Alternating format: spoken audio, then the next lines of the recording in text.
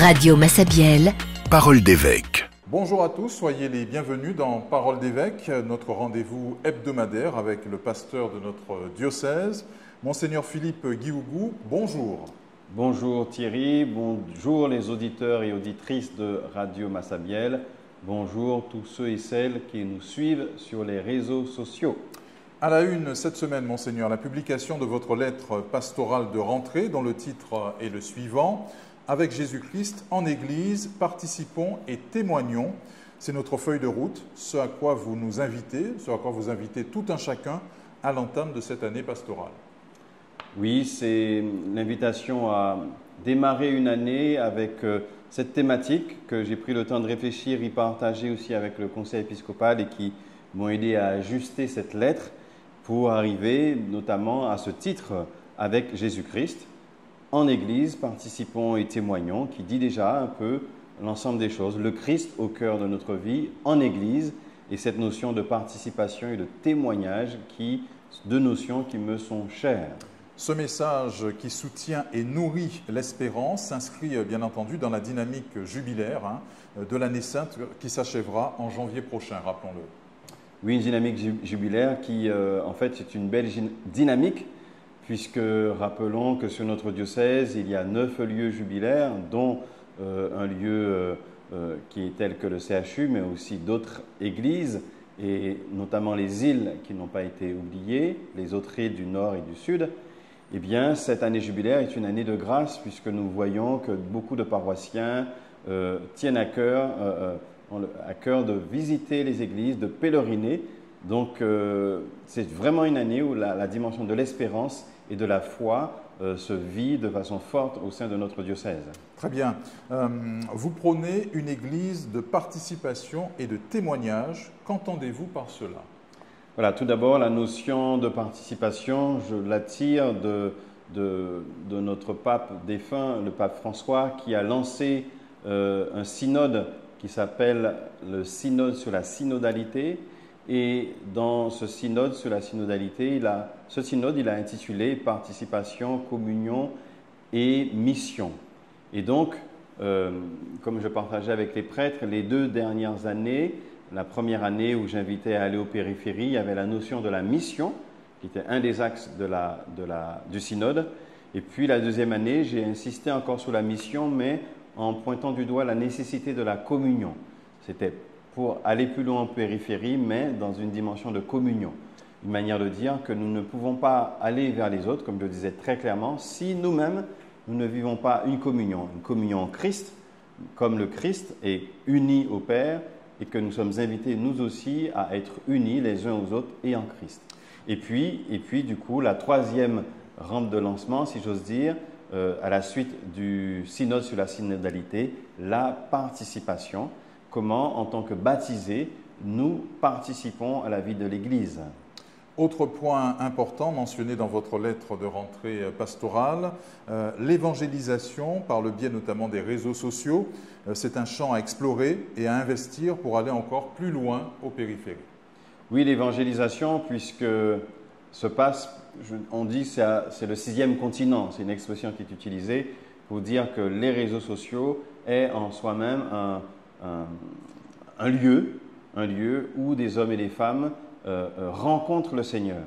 Et pour preuve, je le cite souvent, et c'est la réalité, dans un certain nombre de lettres, soit d'adultes ou souvent des jeunes, qui quelquefois disent, et j'ai vraiment des cas concrets qui disent, ils ont, via les réseaux sociaux, rencontré le Seigneur, parce qu'ils ont entendu un témoignage, ils ont entendu un influenceur, et donc ce qui appuie la deuxième partie de cette lettre de rentrée, de dire il y a la participation du baptisé, voilà, c'est ce qu'on appelle un peu le sacerdoce commun, qui est en lien avec le sacerdoce ministériel des prêtres, certes, mais il y a aussi la notion de témoignage. Et la meilleure manière de toucher quelqu'un, la meilleure manière de montrer que le Christ vit en nous, c'est de témoigner de ce que le Christ fait dans ma vie, dans ma mission de chrétien. Donc c'est pour cela que j'insiste et que j'espère et que j'attends que nous creusions ces 2 aspects cette année, la participation, que chacun prenne conscience qu'il est invité à participer dans la vie de l'Église, mais que cette participation est liée à une notion et conduit à un témoignage. Si j'agis dans l'Église, cela me conduit aussi à témoigner de ce que le Christ fait en moi. Évangéliser, oui, mais comment et surtout pour porter quel message en ces temps de plus en plus troublés en Guadeloupe et autour de nous? Évangéliser, c'est d'abord manifester de ce que l'Évangile fait en nous. Comme dit saint Paul, si nous ne témoignons pas que le Christ est vivant, vaine est notre foi. Comment aussi parler de quelque chose que nous-mêmes nous n'expérimentons pas, nous ne vivons pas.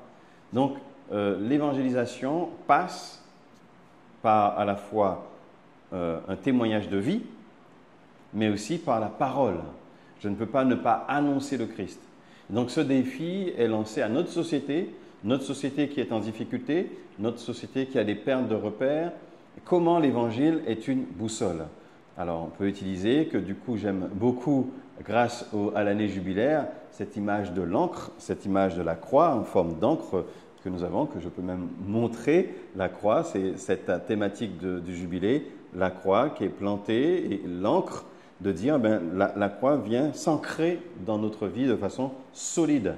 Eh bien, peut-être que, assurément, notre société, notre jeunesse a besoin d'un ancrage. Et nous pouvons de plus en plus affirmer, montrer, témoigner que le Christ est un vrai ancrage et qui appelle et qui permet nos lieux de douleur, nos lieux de souffrance, d'incompréhension ou des pertes de repères. Il y a aussi, Monseigneur, ce beau projet qui commence à prendre corps. Un centre spirituel diocésain verra bientôt le jour à Cadette-Sainte-Rose. C'est une nécessité pour notre diocèse. Oui, c'est une nécessité. C'est l'une des premières choses, ou parmi les premières choses que j'ai entendues en arrivant sur le diocèse, exprimant de la part des prêtres, mais aussi des fidèles, que nous n'avons pas de lieu de recueillement, de prière, de ressourcement, un lieu de calme où on peut se retirer, à la fois soit tout simplement comme pour une retraite et de façon personnelle, ou avec une retraite prêchée, avec une thématique, avec un thème qui nous permet d'avancer et de creuser notre foi, notre chemin de foi. Finalement, ce lieu manquait. Donc ce lieu que nous avons aujourd'hui, qui est à Cadette-Sainte-Rose, sera et bientôt un lieu diocésain, un centre spirituel diocésain. Donc on met toutes nos énergies pour préparer à la fois spirituellement le lieu, il y a un contenu, et aussi du coup de préparer le lieu, puisque ça demandera des investissements, d'amélioration et de travaux. Donc c'est un appel que je lance déjà à la prière pour continuer à donner un socle spirituel à ce lieu, mais aussi nous aurons besoin de l'aide de chacun et certainement même une aide financière pour avoir un lieu très performant. Cette lettre pastorale de rentrée, vous l'avez d'abord présentée aux prêtres de notre diocèse qui étaient réunis autour de vous en début de semaine sur 2 jours. À cette occasion, ils ont pu prendre connaissance également du coutumier diocésain qui a été rédigé à l'attention de toutes les paroisses.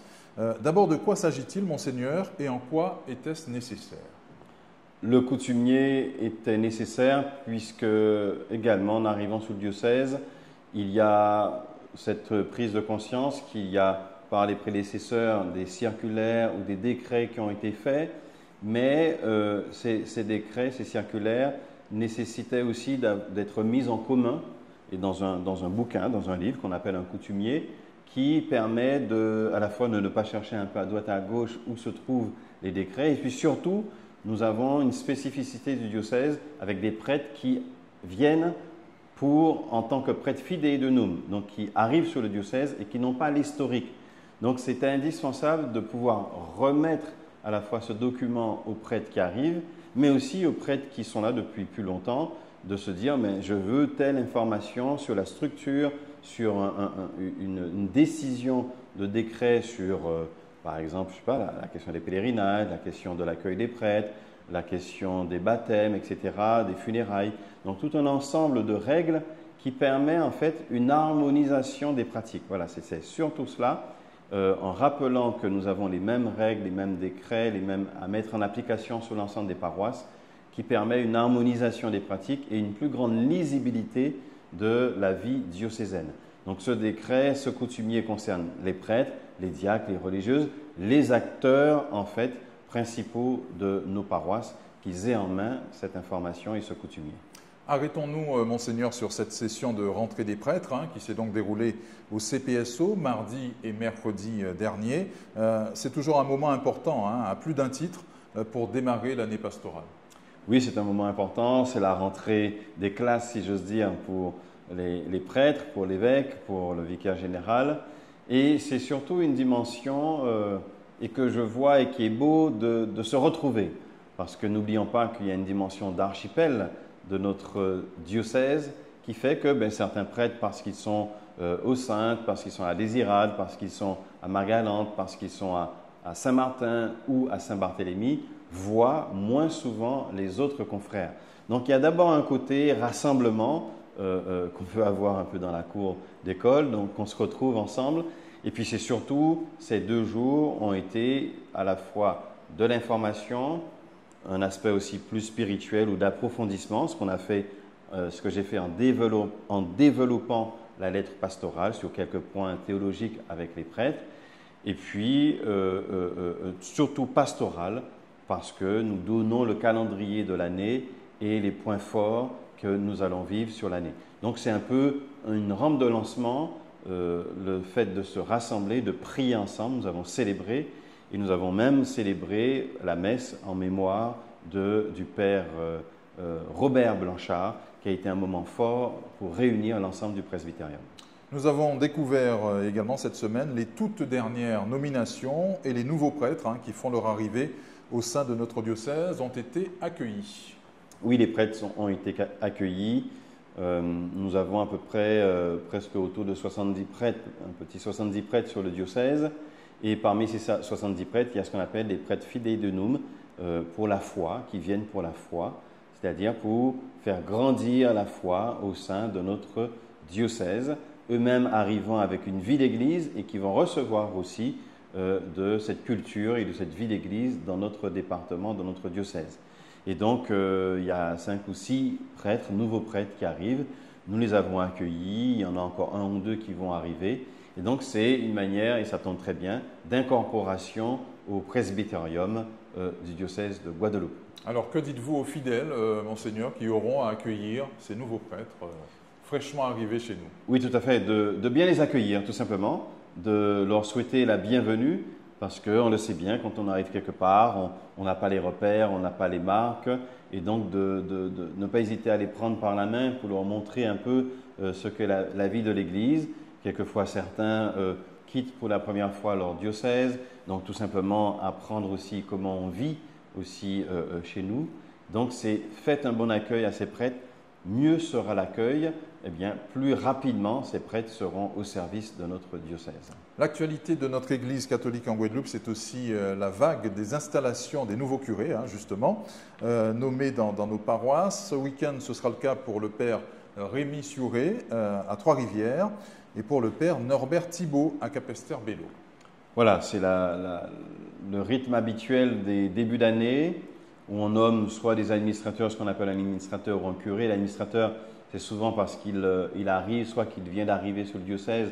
Donc on met une première année comme en responsabilité, mais avant de devenir curé, ou c'est sa première fonction de responsabilité en paroisse, on le nomme un an administrateur et après il est nommé curé. Mais dans les 2 cas de figure, on confie ce qu'on appelle les 3 charges, la charge d'enseigner, la charge de sanctifier, c'est-à-dire autour de la messe, des temps de prière, et la charge de gouverner, c'est-à-dire de diriger la paroisse. Et donc, ce moment est un moment liturgique fort, mais qui donne et qui a pour base une base canonique. Le prêtre devient officiellement responsable et à la charge d'âme au sein d'une paroisse. L'installation du père Norbert Thibault en qualité de nouveau curé de Capesterre-Belle-Eau, qui se fera donc au terme du pèlerinage de la Croix Glorieuse à Routier, donc vous y serez, pèlerinage donc et messe d'installation que vous allez présider dimanche matin dès 5h30, ça va piquer un peu, et qui sera suivi donc sur les réseaux sociaux, qui sera à vivre également sur les réseaux sociaux du diocèse. Voilà, la Croix Glorieuse, c'est une grande fête chrétienne qui a peut-être un peu perdu de sa superbe quand on compare il y a 30-40 ans, mais c'est une fête qui est du coup reprise et fortement de tradition à Capesterre, où il y a cette grande marche à laquelle je participerai. Bon, je vais peut-être un tout petit peu tricher et les prendre en cours, mais je ferai, rassurez-vous, la belle montée avec le peuple de Dieu, parce que, je rappellerai, j'insisterai encore plus dimanche, mais la croix, elle est l'élément essentiel de notre vie. Il n'y a pas de résurrection sans croix. Ça, c'est indéniable. Nous, pour le passage de la lumière de la résurrection, ça passe par la souffrance du Christ, cette souffrance qu'il porte sur lui et qui signifie à quel point il nous aime et à quel point le Christ nous sauve. Et cette croix qui est plantée dans notre humanité, si j'ose dire, qui veut dire que rien de notre humanité n'est ignoré par le Christ sur la croix. Et donc, c'est aussi, ça sera un moment significatif que d'installer un curé en pleine fête de la croix glorieuse, comme pour dire aussi au curé ou dire aux paroissiens, ce qui sera votre guide pour le curé, c'est la croix, c'est le Christ qu'il aura pour boussole et pour guide. Et lui, comme pasteur, suivant la croix, va aussi inviter les fidèles à suivre le Christ, à suivre la croix et à suivre celui qui est notre sauveur. 2 mots, Monseigneur Philippe, sur la circulaire que vous venez de publier par ailleurs sur les confirmations d'adultes. Vous insistez beaucoup sur ce point et il s'agit de tout mettre en œuvre, on le comprend, pour faciliter l'accès à ce sacrement très important pour lequel il n'est jamais trop tard. Voilà, en ce début d'année, à la fois à travers la lettre de rentrée pastorale où je rappelle, voilà, comme on vient de dire, ce que nous avons vécu à travers le jubilé, les services diocésains, où je précise aussi que pendant cette année, un certain nombre de services diocésains qui sont soit renforcés ou soit nouveaux, donc ça va être une année pastorale forte, eh bien, j'appuie cette lettre pastorale par une invitation forte sur la question de la confirmation qui part d'un constat et qui part aussi d'un temps d'analyse pendant toute l'année avec le conseil presbytéral, avec les prêtres, pour dire que sur notre diocèse, et en chiffres d'ailleurs, puisque j'ai pris le temps de regarder par phase de 10 ans depuis les 30-40 dernières années, dans les statistiques du diocèse, on voit que de façon significative, nous diminuons en nombre de confirmés. C'est-à-dire, c'est très significatif, par tranche de 10 ans, nous diminuons de façon réelle le nombre de jeunes qui sont confirmés. Cela veut dire, bon, on peut expliquer par une population qui a un peu diminué, mais ce n'est pas l'explication principale. Ça veut aussi dire que nous sommes, malgré tout, même si nous sommes encore dans un monde assez chrétien et catholique, nous avons une forme de diminution, si j'ose même dire un peu de recul de la foi chrétienne dans notre diocèse. Qui ne connaît pas aujourd'hui un parent, un neveu, un cousin qui peut-être est baptisé, peut-être a fait sa première communion, mais sans plus, qui ne connaît pas, voire aujourd'hui peut-être même un jeune qui n'est pas baptisé. Donc c'est des réalités qui étaient impensables il y a 20-30 ans et qui sont une réalité. Donc comment l'aborder, comment l'accompagner? Et donc cette proposition que je fais, c'est de dire la confirmation est un trésor à redécouvrir, c'est le titre que je donne. Et puis je dis la confirmation n'est pas réservée finalement à une élite, et ni à une élite ou à une minorité. Elle est pour tous. Et donc, je dis, il y a peut-être parmi nous, s'il n'y a aucune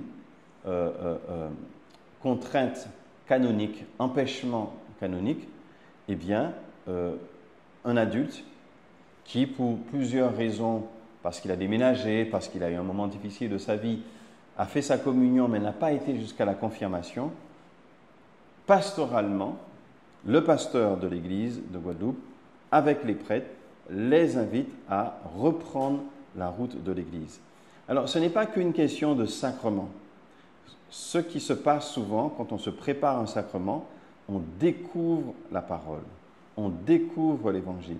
Encore récemment, je discutais avec une artiste qui a fait une œuvre importante et qui me disait, pour faire cette œuvre, c'est une œuvre d'église, elle me disait, je me suis plongé dans la parole de Dieu. Et disait, mais ça a transformé ma vie, le fait de m'être plongé encore plus dans la parole. Et donc, ce que je souhaite et j'espère, c'est qu'avec des hommes et des femmes qui disent, oui, je réponds à cet appel, je ne sais pas encore où ça va me mener, je réponds à cet appel, je fais confiance à l'Église et rassurez-vous, ayez confiance, en ouvrant la parole, en vous laissant accompagner, vous découvrirez le trésor de la Bible et vous vivrez ce sacrement. Il y a une autre raison fondamentale derrière aussi, une deuxième, c'est que finalement, après avoir beaucoup réfléchi, je maintiens l'exigence que pour être parrain ou marraine, il faut être confirmé. Et donc du coup, en donnant cette possibilité, puisque c'est sur un an, c'est ce qu'on appelle un recommençant, celui qui a quitté l'Église, pas l'Église, mais qui n'a pas été sur ce sacrement, peut en une année faire cette préparation pour être confirmé. Donc, on donne les outils et les moyens pastoraux pour chacun vivre sa vie d'Église. Ce week-end, Monseigneur, quelques heures durant, vous allez accueillir votre confrère évêque de Sainte-Lucie, c'est bien ça? C'est ça, Monseigneur Malzer. Qui sera donc de passage chez nous en transit. Voilà une belle illustration de la fraternité qui se vit entre évêques et archevêques de la Caraïbe. Oui, voilà, c'est que nous sommes aussi tournés vers la Caraïbe et c'est un cas concret. Donc ça peut arriver que des confrères, pour la raison de déplacement, aient besoin de transiter. Et donc il m'a demandé de l'accueillir, ce qui est normal, et avec joie que j'accueillerai demain en fin de semaine, Monseigneur Malzer, avec qui on pourra converser. L'avantage, c'est que je pourrai converser en créole avec lui, puisqu'il est de Sainte-Lucie, et à Sainte-Lucie, il n'y a pas parler créole, mais aussi parler l'anglais avec Monseigneur Malzer, parce qu'il parle évidemment, en tant que Sainte-Lucien, les deux langues. Donc, et puis, ce petit passage est signe de fraternité, surtout. Nous terminons, Monseigneur Philippe, par votre prière et votre bénédiction. Voilà, je propose en ce jour l'invitation à la louange, à louer le Seigneur. En ce début d'année, on a peut-être du mal à démarrer l'année parce que c'est la reprise au niveau des enfants, c'est la reprise du travail, c'est aussi des dépenses à faire pour habiller et les enfants et les accompagner. Enfin bon, il peut y avoir beaucoup de raisons qui finalement peuvent rendre un peu lourde ce début d'année scolaire ou pastorale. Ben, plongeons-nous, mettons-nous entre les mains du Seigneur et louons-le. Rendons grâce pour ce qu'il est. Et le psaume de ce jour nous permet de louer Dieu. Donc j'invite à cette louange, à ce chant de louange, si j'ose dire.